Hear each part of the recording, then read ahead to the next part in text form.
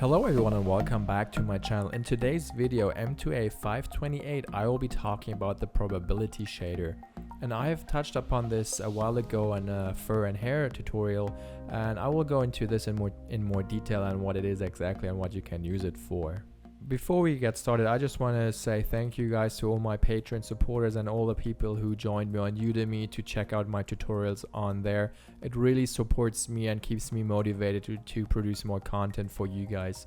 And if you haven't done so, please go ahead on Patreon, check out what I have there. I have some more dedicated one-on-one sessions with me. You can ask a few more questions. It's a bit more personalized than it is on YouTube or on the other platforms.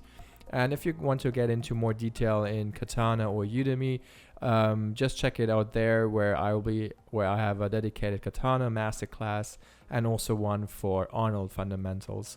So now let's get right into this. You can see I have Maya open, MTC, nothing is going on. And unfortunately, there is actually not a probability shader in here except the one I have been created. So what this shader is doing, this is kind of what we will be creating. It has an input, it has a percentage, it has a color A and a color B. This is written in OSL, and I will go into detail how to set this up. But you could try to create something like that with a few of those math nodes in Maya, like add, multiply, or divide, stuff like that. But to make your life and my life easier, I will be creating an AI OSL shader, and this is actually a compiler for a shading network, or for shader attributes. So you can just write some code in here in OSL open shading language, and you can actually compile it and test it on the fly. So it has a few syntax obviously syntax options which you have to follow. So one is obviously you want to specify that it is a shader. You can give the shader a name, so we just call it probability like that, and we just call it maybe mix. I have mix already, so maybe mixer for now, and we can rename it in the bit. And then you got to open and close brackets like this. This is kind of the specification part, so you specify what attributes to create, and then you create curly brackets, open them and close them again, and in here the logic happens of the shader. So on the top part, we just want to create a few parameters. Oops, let's go up here. Why does this not work? I cannot hit tab in here, I think, but anyways, I just do spaces. So what I want to do, the shader needs to have a input, which is kind of my color range. So let me just briefly explain what the shader is actually about. So you specify an input, which might be a random number, a random ID of the objects. Like, let's say you have 20 buildings and you want to say, okay, 20% of those buildings should be red, and the other half should, the other 80% should be red or blue or whatever other color. And this shader is kind of doing that. So you can specify an input, which is most of the time some kind of random number per object, and then the percentage is, or the probability would be, okay, if you put in 0.5, this means it's a 50% chance that it's color A or color B. If you put a third or whatever, it will be the corresponding output. So we want to specify a probability. Let's just call it actually probability. It's a float, so we just call this probability like that, and we give this a default value of 0.1, which would be like 10% chance, right? Following that, we want to create a input, which is our data, and we can actually put the data in on the first one, which is also a float, and we just call this input float. Or input would be enough. Let's just keep it on input, and we say, okay, the input is 0 like that, and you can see I always make a comma at the end of the line, and then we want to specify colors. So this would be my color A, which is a default. Let's give it a simple color of red, which is 1.0.0, comma 0, comma 0, and we also want to have color B, which is, let's say it's a green color, so we say 0, 1, 0, And then we also want to specify an output, which is a color as well. So based on the probability, we want to output a certain color. So this is kind of what we are doing here. Saying, okay, output color, and then we just call this maybe result RGB or just result, whatever you want to do here. And we just say the default value is just 0. And we do not do a comma at the last line like this. And this would be the main parameter. So I can compile and we can see it's a success, and we get our parameters at the bottom here. So we get input, we get color A, the probability, and B. I'm not sure if you actually can order them. It would be nice to have them ordered, but I don't think that is possible. I'm not 100% sure though. And for the math, so how would the shader work? So we have an input color. Let's say on default we input a value of 1, right? So, and if we have a percentage, we can say, okay, if this value is smaller, like the input number here is smaller than this percentage, then it is color A, or then it's color B, right? So if this would be on 0.5, we can say whenever the shader hits that color, is it below 50% or above? And then based on that, it will change the color. And the math for this is fairly straightforward. We would just need an if. So we say if, and then input float, or input is our float. If the input is smaller or equals to the percent, the probability, I'll just copy and paste. It's just better. So this is our query or our check, right? Our condition. And if the condition is met, then we just want to put a color into our result RGB, which is our output parameter or attribute, and this should be A, like that. If it does not meet the condition, then we want to put color B into our result. So result RGB is equals to B. And ladies and gentlemen, this is pretty much all you have to do to create your own probability shader. And if I compile the code, you can see everything is still working, and we don't have any failures for the compilation. So this is our shader now, which we just created. And if I right click this and say show all attributes, you can see we have A, B, we have our probability, and we have our input. So let's actually export this guy. Just export this. And I will just save it to, into the scene. Let's just do it under scenes, right? We just save it here, and we just call this probability, that's a really hard word, mix, like that, probability mix. Save this, and let's just actually rename this as well, like that, and maybe re-export this because I just changed the name. Re-export this on top like that. Yes, we can still use it as we want. So I'm just saving this just to be safe that nothing really happens to my Maya scene file. So how can we test this? So I think, as I said, with the buildings or whatever, you can let's just create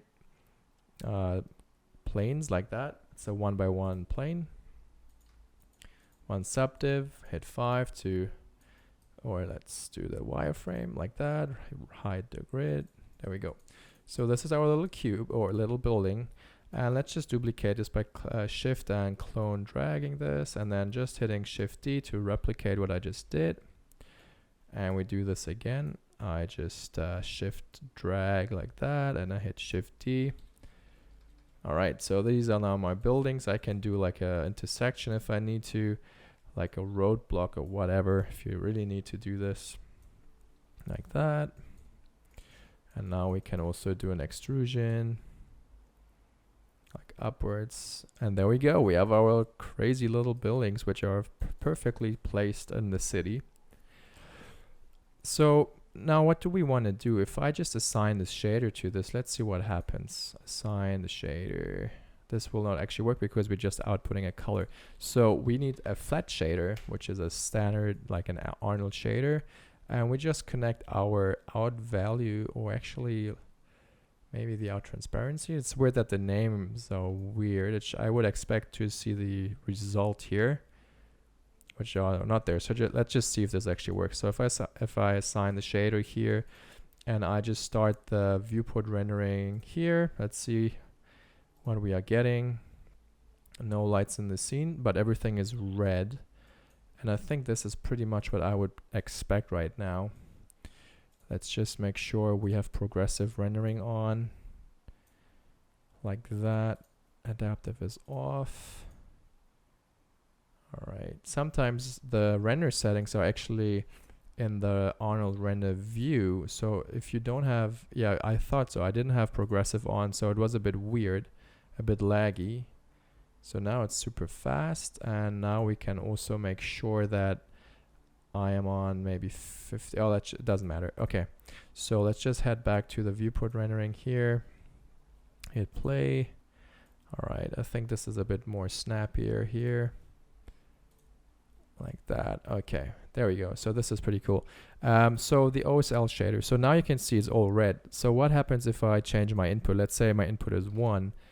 Everything changes to green. So what the hell is happening? If I put my input to 0.5, everything is still green because my probability is 0.1, right? So it's kind of, this is actually just a kind of a mix-up now. It's not exactly what you would expect, but it will get very interesting once you plug in something which will help. So let's just stop it. And what I will connect to this guy now is an utility. AI utility shader, and this bad boy has a few nice options. So I can actually go to make sure it's a flat mode, and in here I can look at, I think, primitive ID. Let's just see how that looks before we continue. I'm just plugging this to the flat color, and it's not primitive ID, it's uniform ID. So oh well, it's not even uniform ID, it's object ID. Yeah, it's object ID. So you can see now per object, I get a different color. And what I want to do, I want to convert this to a grayscale value. So what I can do is create an AI random color or random shader, plug in my color, plug in the color like that, make sure that my type is set to color, and connect the out color to my flat shader so I can see what's going on. So pretty much I'm just recreating a random color, but now I can do grayscale. And now I have a grayscale, random grayscale value per object. And the beauty of this, if I now say, okay, I want the red sum, it's just one of the channels, RGB, they are exactly the same. So I just can plug in the red channel into my input here of my OSL shader. If I connect the out transparency again to my flat shader, you can now see what's happening. It looks like half of them are green, the other half or red, or pretty much half, or it's 60%. So what if I change my probability to 0.1? So now what's happening, 0.1, like 10% are red and 90% are green. And you can see if I reduce it, it gets even lower and lower and lower. If I increase it up to 1, we get more and more red. So this is pretty much what this tutorial is about. You just might wonder, what is the application? So why, yeah, it's nice and all, you can write all that, you're super cool and whatnot, but essentially I'm using this, or this is being used pretty often on grooming, and you can definitely use it for colorizing 50% of buildings red or green, whatever you want to do. But typically this would be a super handy tool to make your texture maps for grooming a lot more accurate. Or you can also, instead of using 2 texture maps, you can just have a white map. Or you can use it for a white, kind of like a color map, and a white color for creating some randomizing colors in the hairs, for instance. So it might not make really sense, but I will be showing this to you fairly quickly by a little grooming exercise, I guess. So I will just stop the IPR quickly. I will just maybe hide my little buildings, and I will create a sphere, and I will subdivide it. It's not important, but I'm just doing this. And then hiding the hypershade, opening up the grooming editor, moving this over, and I just quickly, like fairly quickly, want to just create a quick groom. So interactive grooming splines, let's just call this a brow. We don't want any density, we want maybe scale, blah blah blah. This is good. All right, no density, right? That's what I said. And now let's go to generate, and we go to grooming tools, have my brush here, density brush, tool settings up, and now I have my brush, change the scale, hitting B and dragging, and I want to paint a value of 100, and this is my brow length. So 100 might be maybe not enough, maybe go 500, change the length to 0.1, maybe flood everything quickly so we don't have those hairs, go back to 500, and let's see if I paint this again. Yeah, it might not be long enough now, but let's say this is my initial groom for my brow, for a brow, like that. And we just might need to lengthen them by scaling them, I guess. Strength. Does that do it? Yeah, it does do it. Like that. So now we have a length. So what I want to do now, before we start grooming, I just want to make sure, or add actually a modifier, a guide modifier, which is guides, and I want to create them. So this will generate me grooming guides. Obviously they are not now in the correct, like I don't want them there really, but I just want to add, I'll just add a few more. So with the density brush quickly, I'll just maybe do one and see what happens.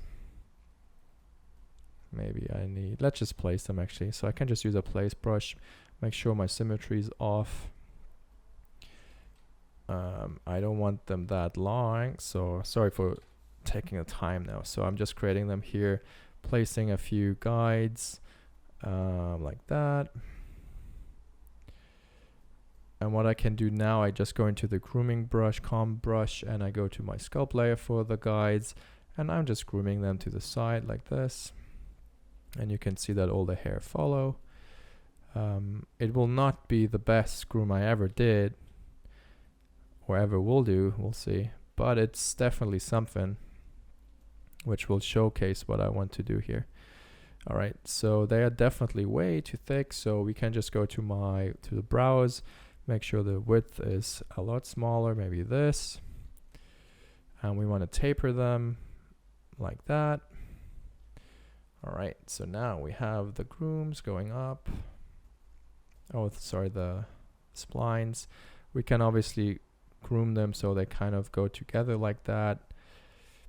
And we can also add a clump modifier on top of this, so we can just clump the guides. I'm not sure how much this will do actually.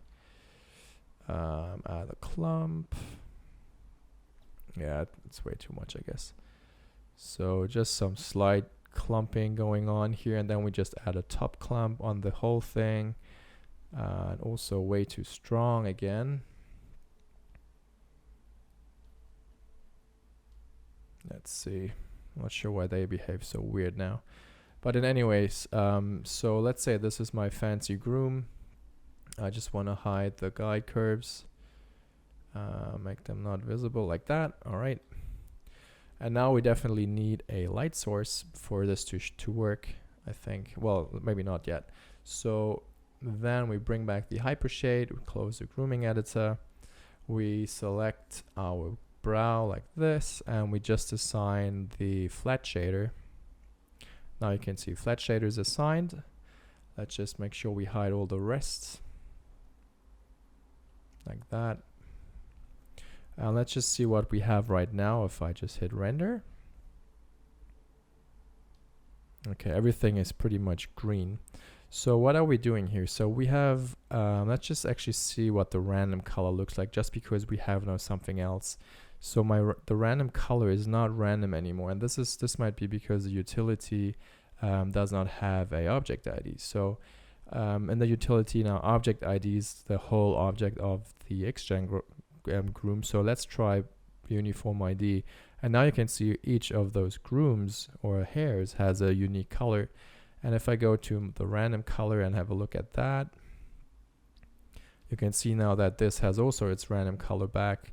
So if I hook up the probability shader now, you can see now that each groom, each hair has a unique color. So if I now say, okay, 10% should be red and the rest should be that color, this is exactly what I'm getting, right? So let's create a hair shader, standard hair shader. Pretty straightforward stuff. I just select the brow extend thing, assign this anodable render black because there is no light, as I said before. Let's just stop it quickly. Why can't I minimize this? Like that, okay. It's a bit clunky here, everything, unfortunately. Now I cannot scale this back down. All right, here we go. All right, so let's just create a quick dome light. Choose a color texture. I'll just do this fairly quickly off screen. Let's just choose an HDR quickly. This one should do. All right, so now we have an HDR in place. So if I hit now the play button on the render, we can see now, okay, we have definitely something going on here. Let's just head over to the shader. Let's just hide these guys. So right now we have a melanin of 1. If I reduce it, we should get more yellow, more brown hair, which is fair, which is what it is right now. So we don't want redness in here. So we can definitely add a randomizer so we get some random variation. So one are more brighter than others. And you can see now there's definitely darker ones in here. So what do we want to do with this? Obviously we want to connect the shader somehow. So we've got the hair shader, we've got the flat shader, we have our outputs, right? So if I just hook up the, let's just hook up actually the red channel of the transparency, which is actually right now, this will be this red or green in luminance. So that's if I just select the red into the melanin, we get weird results because we don't know exactly what the colors are we need. So all I know is that the red is 1, which means it's black, and the green is something in between, I guess. I don't know. So we want to have some kind of grayscale value to make use of the melanin. So I just choose black here, and I choose black here too. So now we have a fully white melanin shader. So if I would bring up again my B color to a luminance value of whatever this is, 0.3 maybe, 0.4, you can see we get the same kind of look as we would have if you would change the melanin to a constant color. So this is pretty much what it is about. So now you can see that we have white hair in between the brown hair, and this is all driven because of the probability of 10%. So white hair is in melanin 0, which is correct, and then obviously the brown one is 0.46. We can do 0.7, which is like a dark brown brows if you have really dark brows like that. And if you want to have more white hair, for instance, you can just raise the percentage or the probabilities. So this would now mean that 50% of all the hair in here is a white material. Right, this is kind of the very basic way to do this. And for longer hair, if you have more hair, this looks actually pretty cool. So in the XGen, I think I can do it right here somewhere. I can totally change the density, let's maybe times 10. So now we have lot more hair in here. And let's actually just see how this looks. If I just render this now, we have a lot more hair going on, and we can still see that it is still the same percentage we had before. And I guess it's like half of the hair is now gray, and obviously 0.1 is 10%, so you will barely see it. Now again, if you change the, you can totally change the thickness so it's a bit more apparent what's happening. But this is kind of not grooming, and I don't want to really go into all of that. I just want to make sure you understand what's really going on here is that based on the random color or random attributes per object, we can pipe that into the shader, and based on the probability we have, we get a certain percentage of color back. So this is kind of the basic implementation of what you can do here, right? And a more advanced way would be to actually have maps being driven by this. So I mean, like, I'm talking about texture maps now. So I'm just saving the scene out here, and let me just, I'm saving this, and I'm just saving a new version of this. Alright, so a new version is actually a clean Maya scene, and I just want to quickly show you what it would mean to have a texture map actually driving this. Back in Photoshop, I have a black and white map. Currently it's just black. So I want to paint a probability map. This is how the fancy term is. And essentially what it's doing, it's just a map which says, or that dictates what probability a certain fur or object will have, or if it's color A or color B, right? So let's just do something very basic. I'm just drawing a value of 1 here, and another value of 1, and another value of 1, right? So what is the probability that this center color is color A? Is 100% because it's fully white, and the black is the opposite color, right? Because it's fully 0.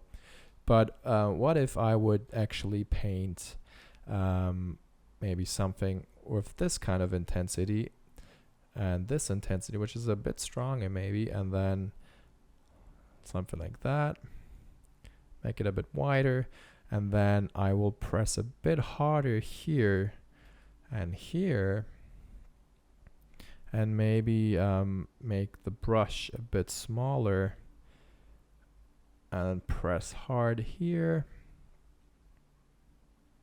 Right, so this would be a probability map which has some kind of random colors, right?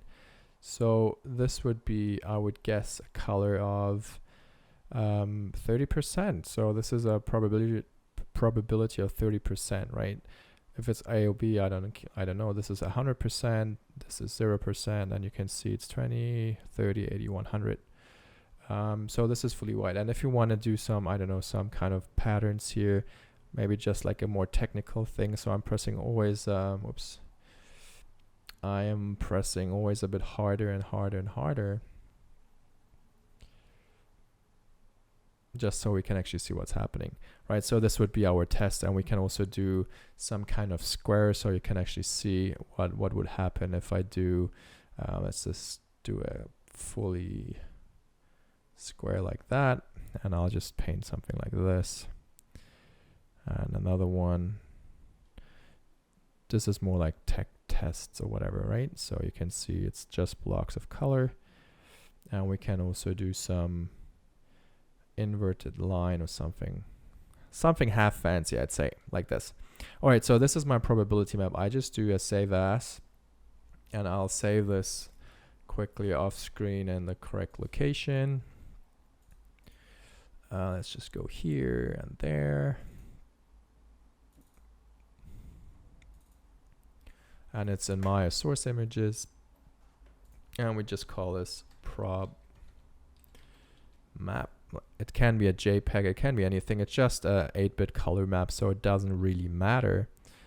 I hope it doesn't. It shouldn't. We just save it like that, and now we're back in Maya, and let's just create a plane which has hopefully the same mapping. So I'm just assigning a standard surface shader, and I'm just hooking up the same file node which I just painted, which should be in source images. If I click there, prob map like that, and let's see if we can actually display it. And we can, and I hope that these values are actually correct. So, and how I always test this, if I just go into like start the render, this would need a flat shader for this to work though. Or actually not really. Let's just start the render. like that. Hit play. Should be black though, no lights, but we can still do the isolate selected. All right, so actually I'm not 100% sure if this is fully white. All right, we actually need to do it in the other one. I guess, but this should typically say this is actually sRGB texture. So let's see if this will do it. And now let's start the Arnold render view like that. Hit play. Okay, isolate selected.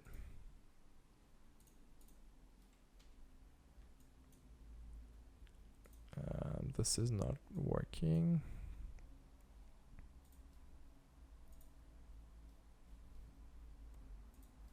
All right, so if I hover here, you can see RGBA is on 1, this is 0, and we have the same kind of fall-offs here.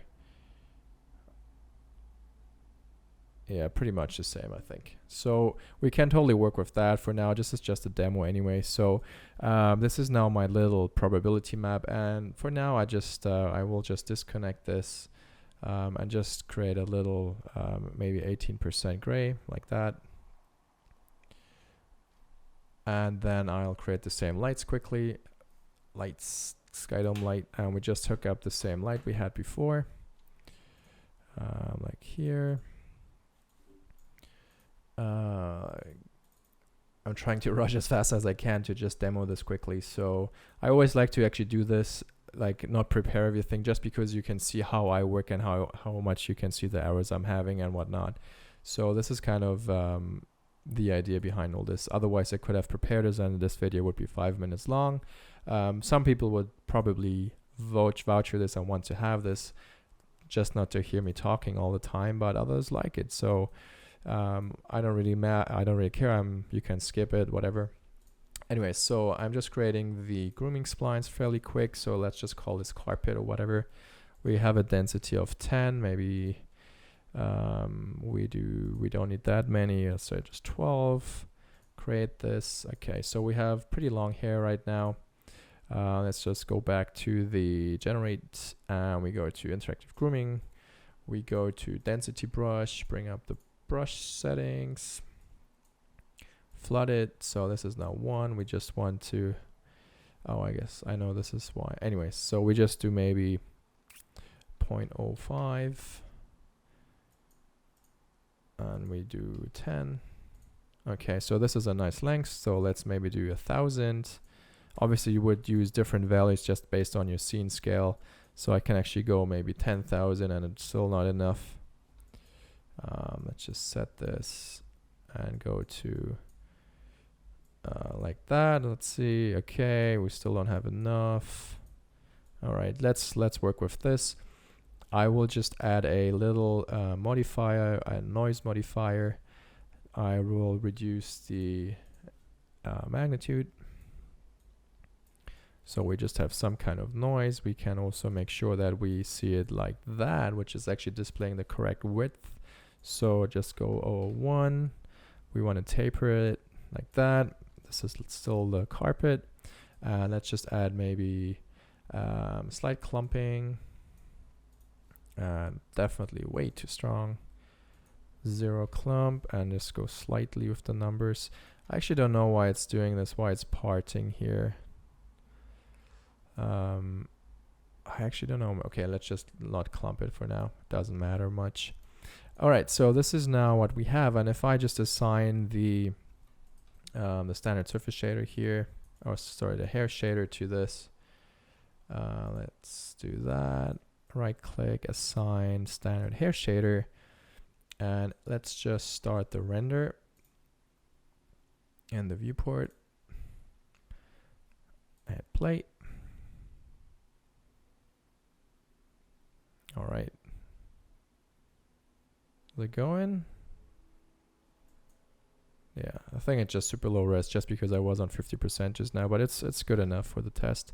So we just have our little melanin update here. So we might just rotate the light a bit to the top. So that's where the light is coming from. Move these guys a bit up so it's more top lit. Okay, and now you can see that we have the hair. Everything is rendering as expected. So before we start, let's just do the render view. Make sure we are in 100% settings. And we definitely want to increase the density. So maybe multiply this by 5. Okay, so now we have a lot more carpet here, or more fibers. And let's just do this again. Arnold render, play.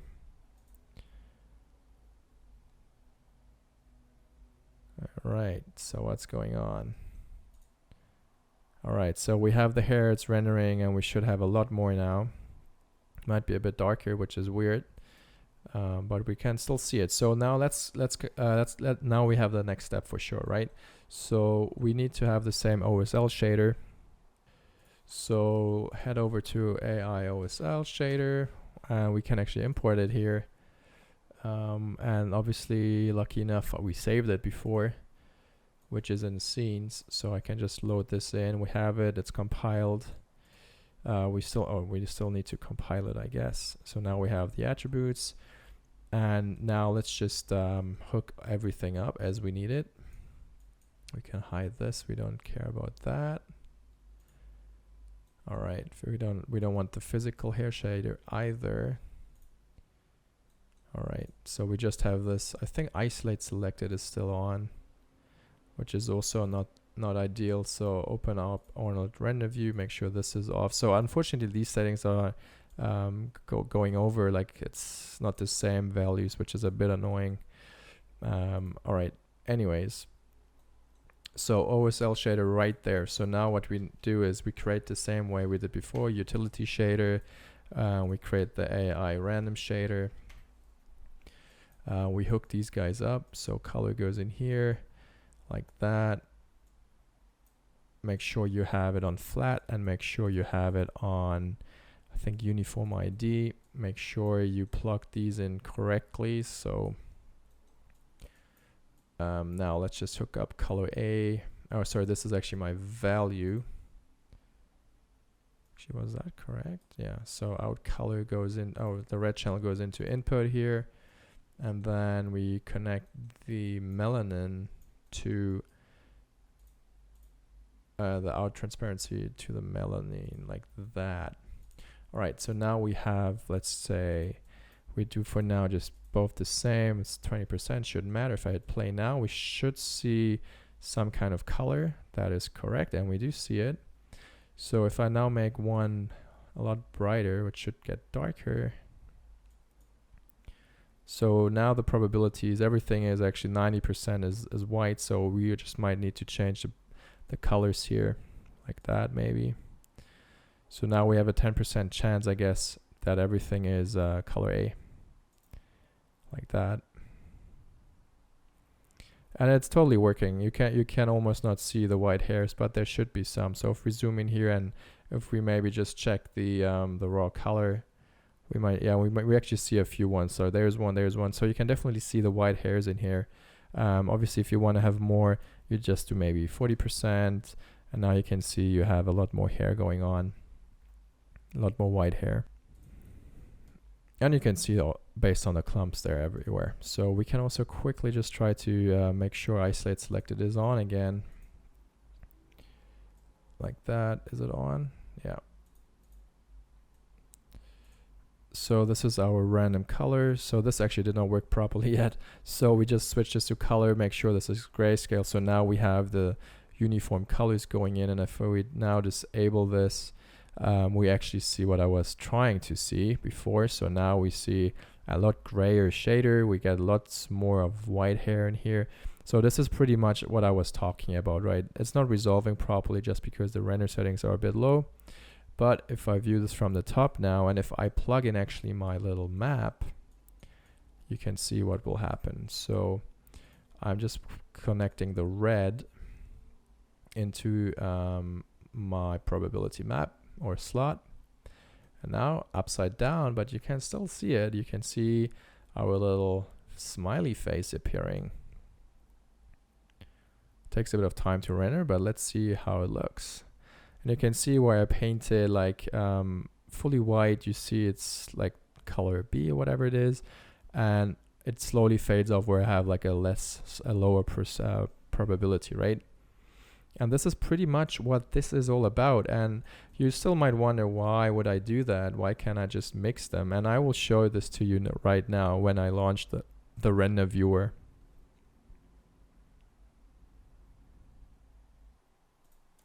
Alright, so as you can see, I have set up the scene now. So we have the plane, we have nice lighting on here, and this is now using the same approach as before. So the probability shader is driving the melanin value based on the probability map we painted in Photoshop.